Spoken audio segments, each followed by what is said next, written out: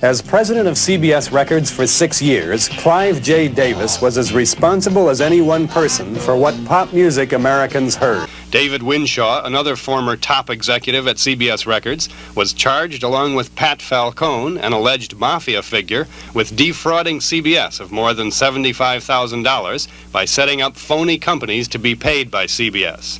Jonathan Goldstein, the federal attorney in Newark who coordinated the inquiry, said that 19 individuals and 6 corporations were charged with criminal offenses, including income tax evasion, perjury, mail fraud, interstate transportation of stolen property, interstate travel to commit bribery, and the making of illegal payments to radio station personnel. So there we have Clive Davis, Sean Combs' main business mentor. Clive gave Diddy his first deal when he left Uptown Records and founded Bad. You got married twice to women, but as you're very honest in the book about, you're bisexual, and you've been involved in 2 lengthy relationships with men, including one now. What has been the reaction to these revelations in the book, and have you been surprised by it? I've not been surprised, honestly, but firstly, from my family, from my children who've known. At Arista, and then Arista, see, Clive got kicked out of CBS, Clive got kicked out of Arista later. And then he did J Records, which is the initial of his middle name, and he gave Diddy another deal. I think it was $15 million guaranteed, $50 million. Tutti frutti, good booty. If it don't fit, don't force it. You can grease it. Make it easy. These are the original lyrics of the song, voted as the most influential rock and roll and pop music song of the 20th century by many people. Of course, those lyrics were changed to Tutti Frutti, all Rudy, Tutti Frutti, all Rudy, wop, bop, baloo, bop, bop, bam, boom, Little Richard. I'm not gay now, but, I was gay all my life. I believe I was one of the first gay people to come out. God let me know that he made Adam be with Eve, not Steve. He used to be gay. An openly gay man in the 50s, which... interesting, you think about America in the 50s being supposedly so conservative, but rock and roll was in a way, it was more radical than hip-hop rising up, because hip-hop was coming after you already had rock and roll happen. You had a music come and change the impact of culture. You had already had that happen once. Well, I think rock was probably the most important cultural event in the history of America. It was like an earthquake. It just shook the whole country, and it cracked open the shell of what had been society before that, and outswarmed a whole new generation of freaks. Critic Albert Goldman. And you turn on those stations, and you hear the same tunes over and over, and everybody walks around a little personalized jukebox, and you hear the same tunes over and over again, and every tune uses the same devices over and over, and around and around and around. There's the utmost of monotony, but that monotony is reassurance. That monotony means I'm not alone. That monotony means I am understanding everything. I haven't had to have a new thought, which is frightening to me because I'm stupid. That monotony means millions of others are into the same monotony, so we're all into one thing, though I'm out here on the highway alone. But with the rock and roll thing, it was new, and the music industry became this giant engine of profit. The current rock music gross is probably over $2 billion. Rock music had become the biggest money tree in the history of entertainment. Rock was only half-jokingly called a basic industry, like steel. Conglomerates moved in to buy record labels. Ralph Gleason. Rock and roll is box office, and that's why the straight life business organization of the entertainment world is involved in rock and roll. $2 billion. That's $700 million more than the whole movie industry grosses from ticket sales in 1 year. $2 billion. About 3 times the amount of money taken in by all spectator sports, college and professional, including football, baseball, basketball, hockey, and tennis. So in the aftermath of the Diddy trial, and I know, like, they're talking like he was victorious. I mean, he didn't get the RICO, but he shouldn't have been charged with RICO, at least based on the evidence we saw. But he got convicted for the Mann Act. I mean, he's going to prison for a couple years, and going to prison for a couple years when you've been living the life well, any type of comfortable life, much less the life he's been living. You don't want to do it. So, but it'll be a year he'll have in by the time the sentencing is supposed to be in October. Some people say the guidelines are going to be 2.5. Some say more like 5.25. I tend to think, given, because in these pre-sentence reports, they can hold all the things you've been charged with against you, not necessarily in a formal way, but the probation department and the judge can sort of take into consideration whatever they want to. For example, that's why they let defendants get up and speak. I mean, sometimes people talk themselves into a little bit less of a sentence, like they really believe, like, oh, you had a hard life and you're young and you're going to change. And sometimes people talk crazy to judges and get more time.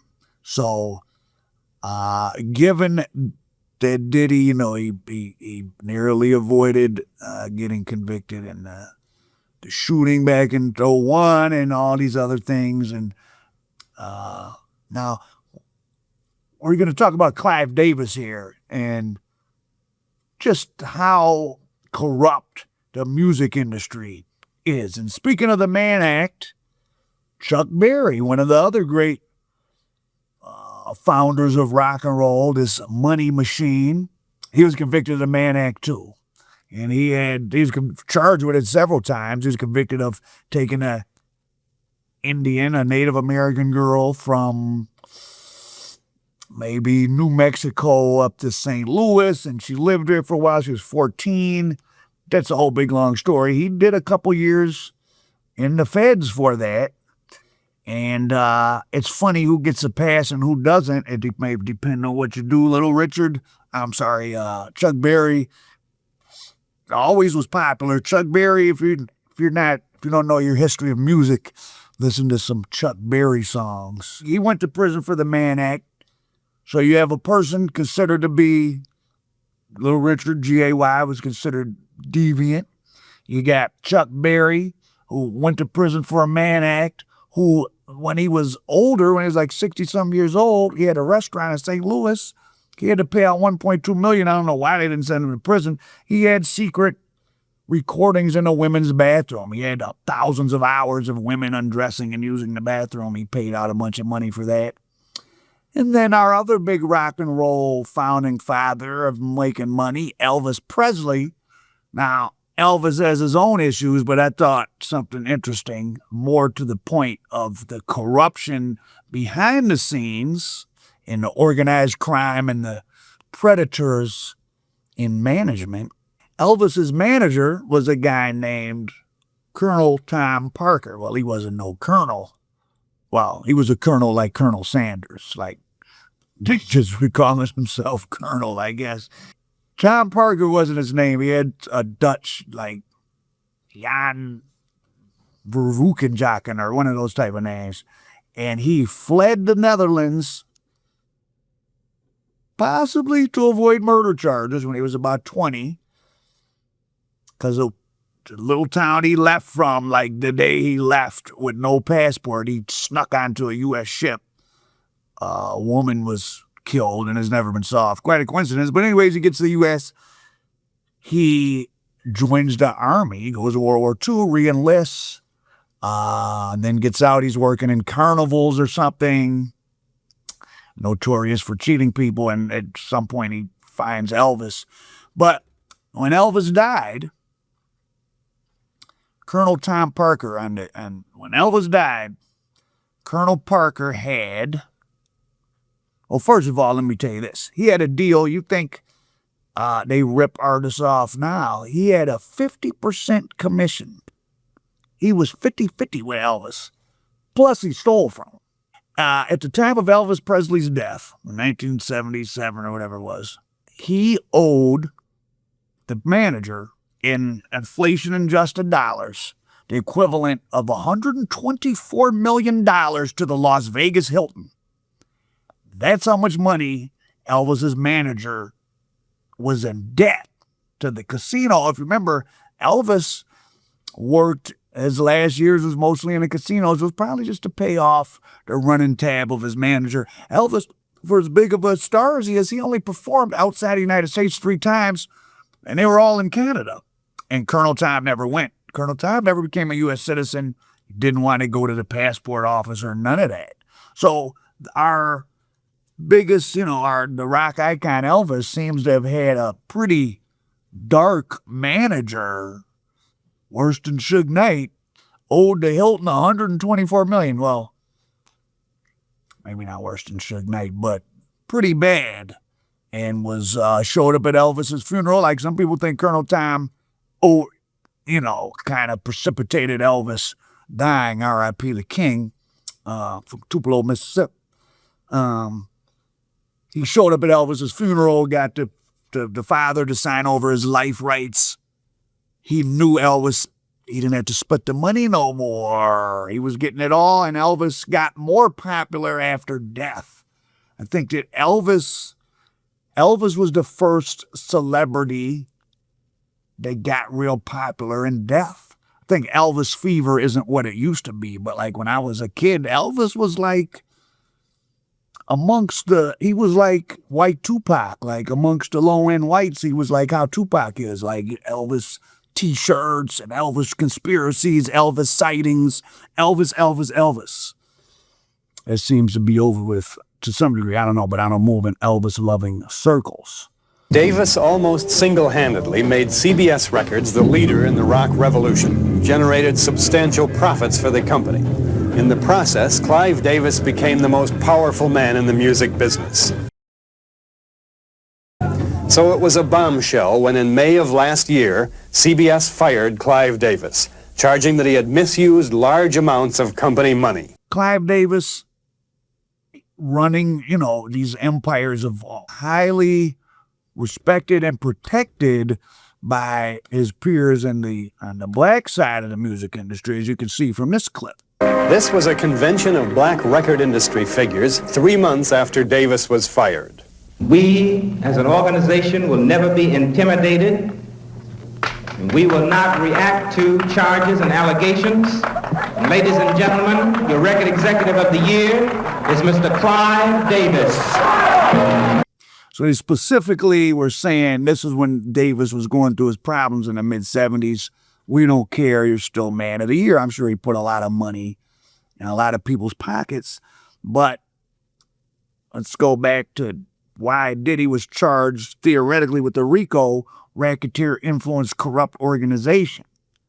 If you're using the business that you're ahead of to do stuff, probably they weren't so RICO happy.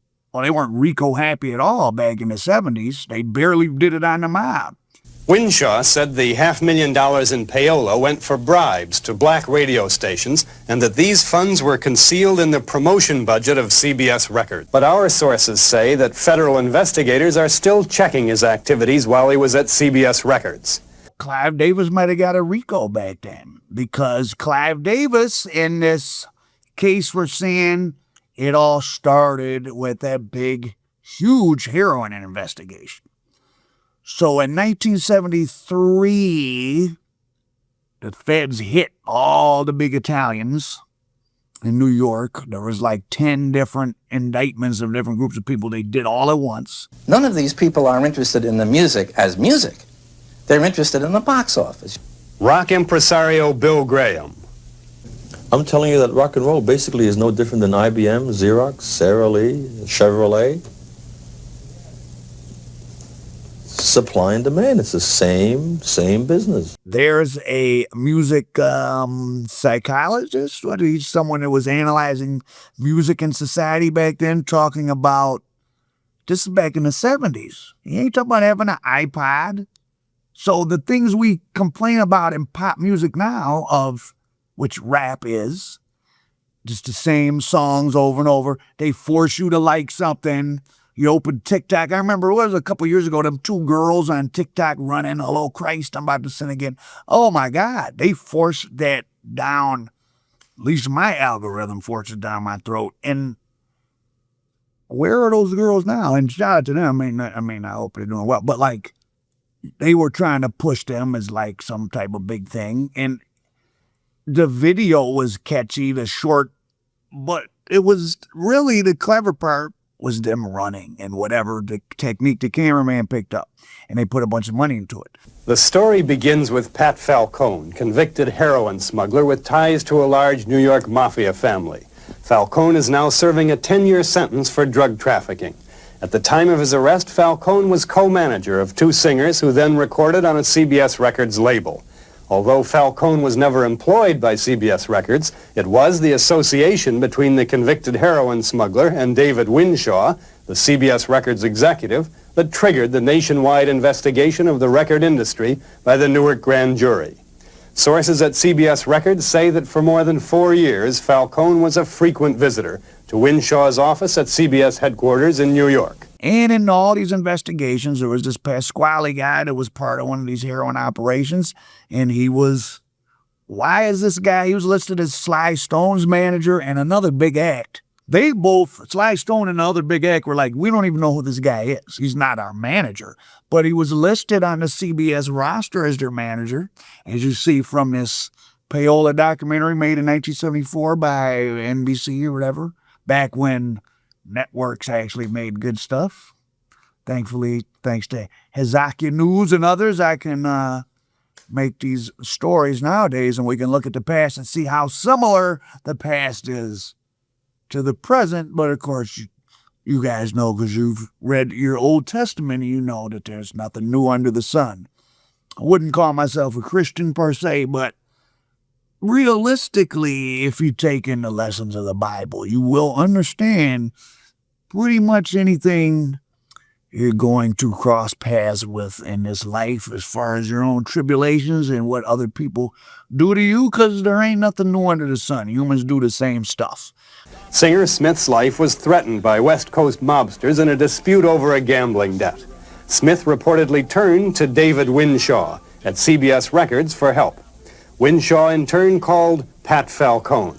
Federal investigators say Falcone passed the problem through an intermediary to one of the most powerful mafia chiefs in the United States, Anthony Fat Tony Salerno, boss of enormous gambling and loan shark operations in New York and Florida. Salerno is said to have used his vast influence to end the death threat against Smith. Pat Falcone, the original contact with the mob, later became O.C. Smith's co-manager. Our investigation has found that federal agents have been checking reports of other possible connections between mafioso Salerno and people at CBS Records. He was one of the guys that was protecting me against this threat on the telephone. You know, the chaps that threatened to shoot me on stage were the reason that we had this chap Falcone. Sources close to the federal investigation tell us that Falcone and another New York area mob figure provided what was called protection for CBS recording artists on several occasions. An independent record producer. Once again, he asked for his own safety that his identity remained secret. I know that the mafia, both the black mafia and also the white mafia, they are intimidating a lot of the super rock stars. They are threatening, if he's a musician, they're threatening to break his playing hand. And if he's a vocalist, they're threatening to slit his throat. And they in turn, they are asking, and they're getting 25% of the artist's fee in kickbacks. There is a charge that one record company, Roulette, had some partners who were members of the mob. Here is Gerald Zelmanowitz, who handled large-scale mafia finances. He's testifying before Senator Henry Jackson's investigative subcommittee last year. Does Angelo DiCarlo or any other organized crime figure have any interest, to your knowledge, in any recording companies? Roulette Records, Senator. Roulette Records? Yes, sir. And where is that company headquartered? In New York City. Its principal is Morris Levy. Mr. DiCarlo had that in conjunction with Thomas Eboli, E-B-O-L-I. He's now dead, sir. And his name was Thomas Ryan, as he was called. Eboli, or Ryan, was a top mafia boss, second in command in one of the most powerful crime families in the country, until he was shot to death on a New York street. Angelo Gyp DiCarlo was a New Jersey mafia boss until he died of cancer. Morris Levy, president of Roulette Records, denies Roulette has or ever had any mafia partners. But Levy does admit partnership with former Mafia chief Eboli. So back in the 70s, it was, well, started in the 50s, there was something called the Payola scandal. There were congressional hearings, people, what DJs did prison time. And here in the 70s, they called it Payola again and drugola, because there was a lot of drugs being given to these artists. Now, if you're wondering why paying people to play a record or something like that is a RICO or would be even a crime, you're interfering with interstate commerce, you're interfering with fair trade. Because if I make a record and I think that I'm presenting it to radio stations and they're determining to play it on whether they just like it or their listeners are requesting it, but Suge Knight or Diddy or Clive Davis comes along and pays them, don't play Al Prophet's record, play ours, you're interfering with the consumers' a right to choose what products they want. You're interfering with fair trade. So it's in the same kind of category as like the Hobbs Act violations that are in Big U's case, where you're sticking up businesses as interfering with interstate commerce. You don't want to interfere with interstate commerce or fair trade. Something you might not even think is a big deal, like paying a DJ to play your record, could make you RICO eligible. Now you know. So this was a big deal back then. As you can see with these numbers, I want you, any numbers you hear in this documentary, in terms of dollars, multiply by about 8. So you're $2 billion in profit, $16 billion in profit, or $20 billion in profit in a year. That's in profit. And so this was an industry, in the entertainment industry. I guess my point of this is deviants and predators. And I was going to do a thing about, if you didn't know, the public, I don't know what term to use, men being with men and women being with men in public is actually tied with the mafia, with organized crime, because they owned all those bars around the country. It's 1950, it's 1960, it's 1975. You are a man and you want to go dance with a man and drink at a bar. 9 out of 10 organized crime owns the bar. Why? Well, they're into vice. They're into the rackets. They're into providing things that, they provide things that are all the way bad and illegal, like heroin, but also you want to gamble, you want to dance with a man, we got the place for you, but the drinks are going to be double the price and half the strength, and you're going to pay to get in. And we're going to run a little blackmail ring on the side. There was a big blackmail ring called the Chickens and the Bulls, where they would get these young hustlers, as they were known. I don't know how the word hustler got turned into everybody wants to be a hustler. Hustler used to mean you were a man who hustled men. But so they would get these young male hustlers and prominent men, including, well, there was a Navy admiral came into one of these bars that the mafia owned and fell in with one of these young men, and they get them back to a hotel room or whatever. And in the bull, that's slang for police officer, they got, well, there was a famous pro wrestler that was part of it, and he had a bunch of chickens, and he would come in and be the bull and say, because this was illegal to be man-on-man activities was illegal. The police, you want to go downtown? Do you want to pay some money? And they rob them, blackmail them. An admiral committed suicide. A senator was caught up. It was a big thing nationwide. And I actually found some old footage from the 70s on New York at like a GAY cable television show. And the wrestler, The Skull was his name, is being interviewed, but we'll save that for another one. Today we're focused on music and Clive Davis, Diddy, and all the deviant sexual activities that have always gone on. And The D-Rugs came in strong in this 1970s thing. So literally you have a serious mafia guy who's able to get with Fat Tony Salerno, one of the most powerful mafia chieftains, one of the biggest money makers, let's say, because he had heavy control on the numbers in not just Black Harlem, but with the Cuban mafia in New York and down in Florida. And he was out of where? East Harlem, Palmer Boy Socials Club, the Pleasant Avenue crew. So Pleasant Avenue is a little short street all the way on the east side of Harlem. It only runs a few blocks. It's like 116th Street. 116th Street on the west side. Shout out to Cavario. That's where his family was from there, from 116th and 8th. 116th Street is the heroin artery of America. It was.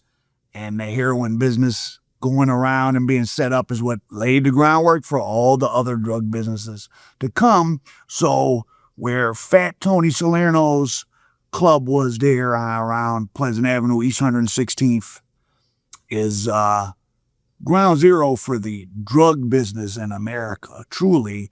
And that was his stomping ground. So he had not just a stomping ground, that's where his club was at when he was indicted in the Mafia Commission trial in the mid-'80s. It was still Italian men sitting out in lawn chairs on Pleasant Avenue in East Harlem in the mid-'80s. And in fact, all through the 70s into the early 80s, mind you, I mean, this is hard, and it's all black, a few blocks away. It's called Spanish Harlem. This is high crime, rough area. And these couple blocks is all Italians sitting out in lawn chairs, and you can pull up, I got 50,000. I need a brick of heroin.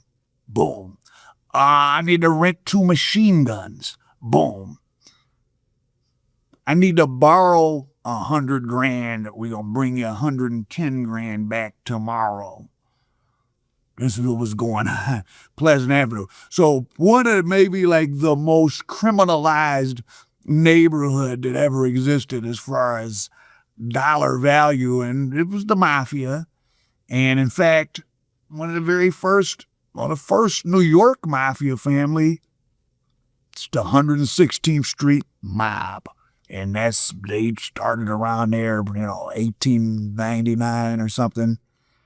Not the first mafia family in the country. That was down in Tampa Bay and New Orleans, believe it or not, because those cities' climates were so similar to southern Italy's. That's where the very first Sicilian and Neapolitans set their criminal stuff up. In New Orleans, all the way back in I think the 1889 or something, there was a thing where some Sicilians killed the sheriff of New Orleans, and then the townspeople stormed the jail and lynched like 9 Sicilians. Pretty crazy. So it's 140 years ago of extreme mafia activities in New Orleans, and Tampa had stuff going on. And even in New York and Detroit, it's 120 years old. Think about that. And it hasn't gone away. And it certainly hasn't gone away in Italy. It's bigger than ever. The Ndrangheta and the Camorra, there's Camorra and Ndrangheta clans. They got 20 billion in assets estimated, just one group. But that's another story. I'll do another day.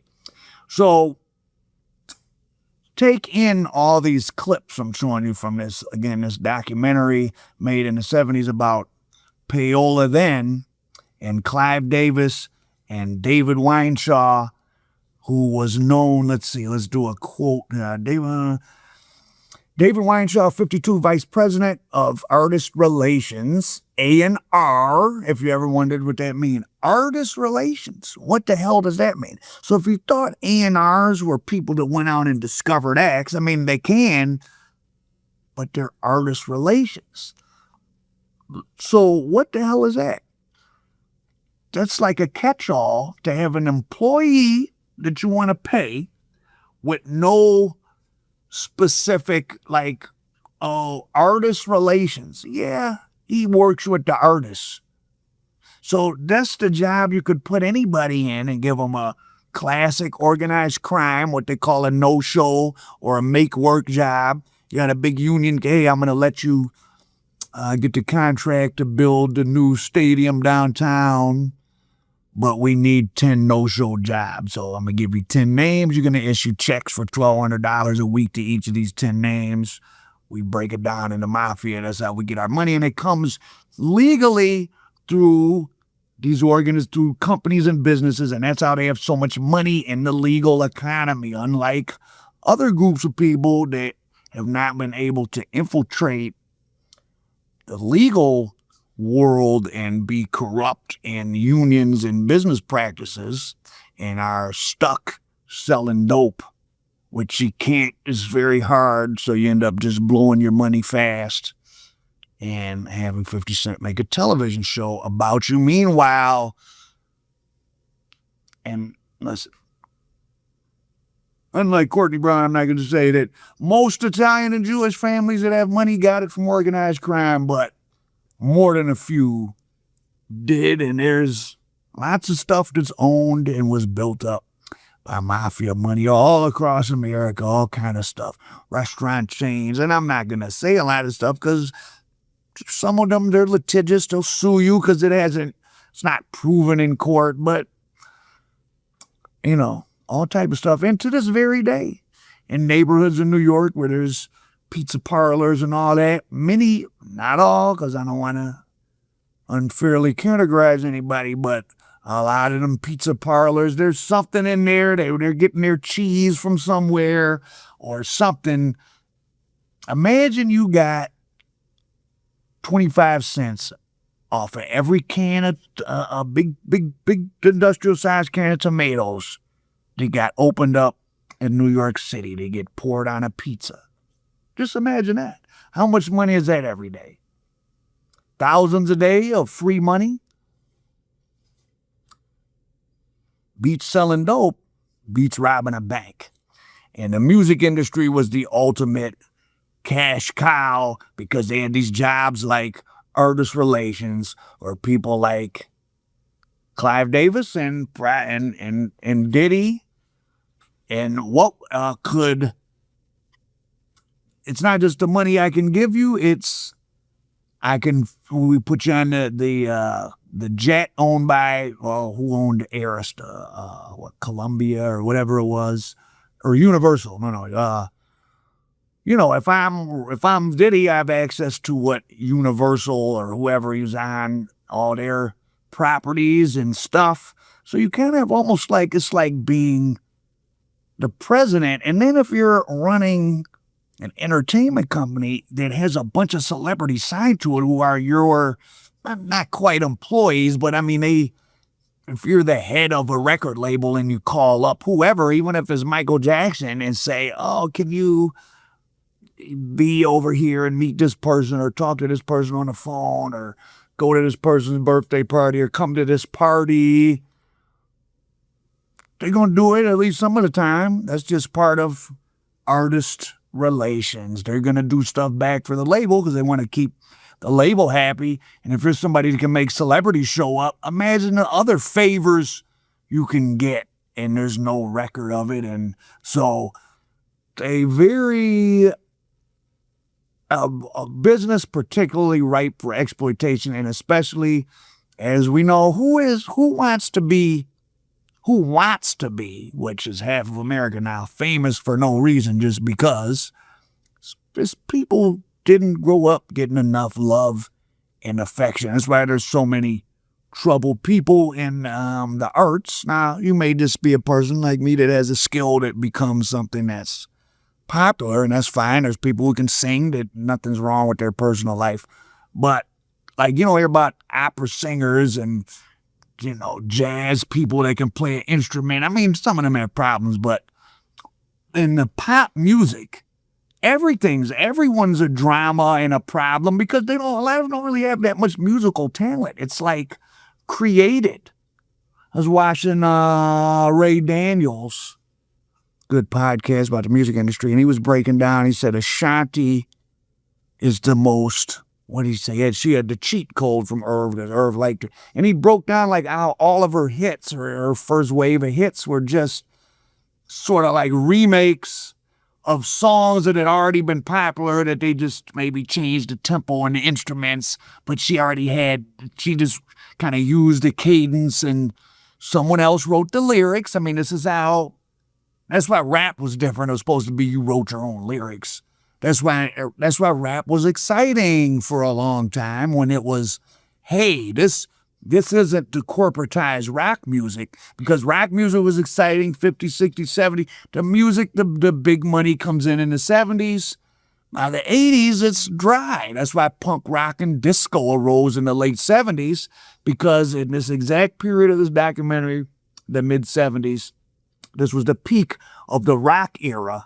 But it peaked out when you get to these Fleetwood Mac and Carole King and the different artists selling 12 million. Simon and Garfunkel, Bridge Over Troubled Water, generated of like $40 million. That one album, times that by like 8 or 9, that's like $350 million off an album that probably costs $50,000 to make. Now, they put marketing budget into it, but you can see how the music, it's a little smaller of an industry than movies, because movies require a lot of capital. It takes money to make movies.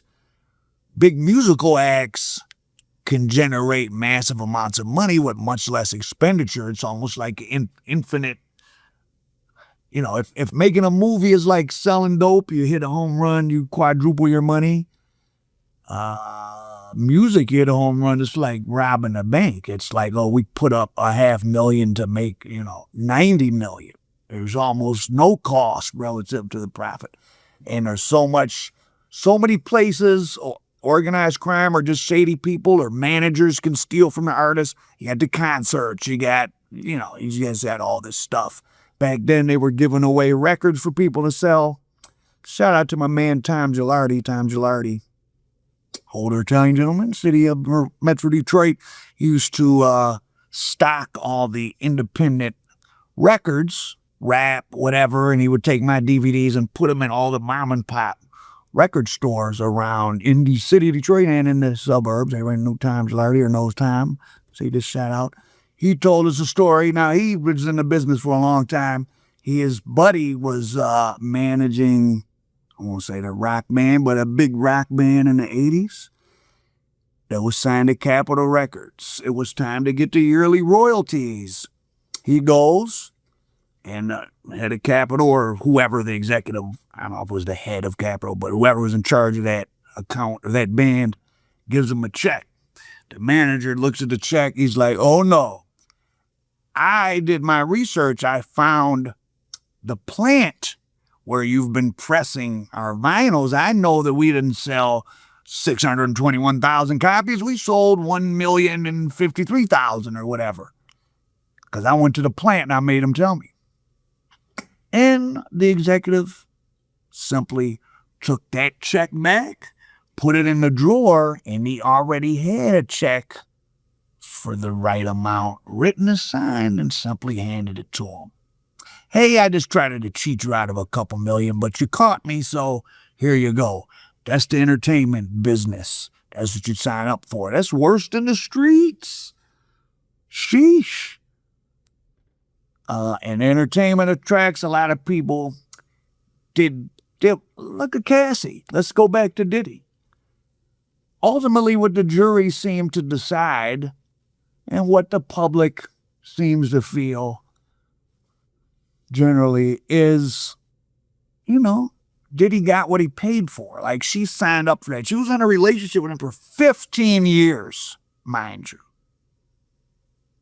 Right? She wasn't presenting her as, and Diddy, she was 19. Well, no, she was 32 or something, or 34 when she left him or whatever. Like, they were together a long time. She did this a long time. The D-Rugs, like, you might give somebody D-Rugs for a while, but after so many years, like, they're on it on their own. Like, come on.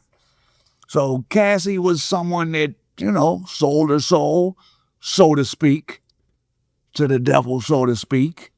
And, she had her fun, and she got paid, but she had to do a public spectacle, and people looked at a video of someone number oneing in her mizalf.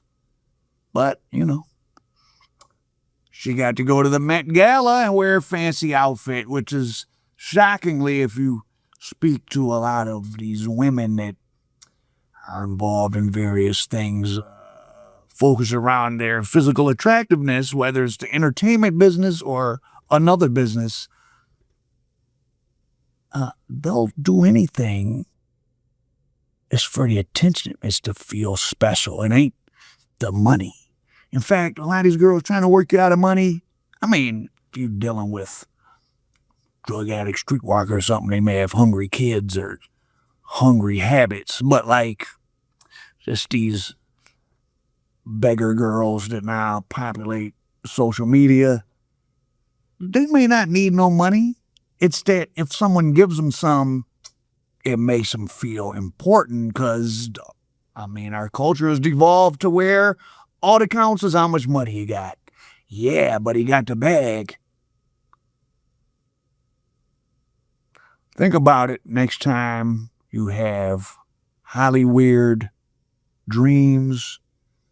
You want to be in the industry. That's why, I mean, the only thing music I like at least the most street kind of music is you're just hearing what somebody made on their own and put out. Right? You riding around listening to some Detroit rappers. It's just what they made and put out. You can like it or like it not. There's no bisexual godfather backing them. Right? That's not the reason their song is getting played on TikTok. It's on TikTok because people liked it and put it up. They don't even have marketing half the time. The fans got to market it themselves. So people still are always going to respond to what's bubbling from the ground because it resonates because it's real. But as soon as things get into the entertainment pipeline, it gets weird. Any for those of you that don't know, I did 100 or some music videos way back, 04, 5, 6. I was early with it. And so these would be guys that had the money to make a video. They were cheap. But the few times, so I never had any problem with all street got no problem. Always get paid, no arguments, nothing weird happening. Like I've no anecdotes about really anything bad with any street people. But the few times did something with, or just there were people around that was like, oh, this is so-and-so and he's signed or he sings. It was not always, but just weird vibes often. Not always, but sometimes. Now, what did the vibes mean? Well, I don't know, because no one ever cuts into me, has ever cut into me. And I'll leave you with this. When you accidentally go into the GAY bar, they're supposed to come up to you within about 30 seconds and say, you sure you know where you're at? And you say, oh, my bad, and you leave. Because if they don't tell you that, then they see something in you might not see in yourself. So if they let you stay too long, take a long, hard look in the mirror when you get home. Our prophet, bizarre, sexual, music mafia. American dope. CKLW in the middle of 54 minutes of hit music this hour. 8:30 with Truck and Teddy on the Big 8.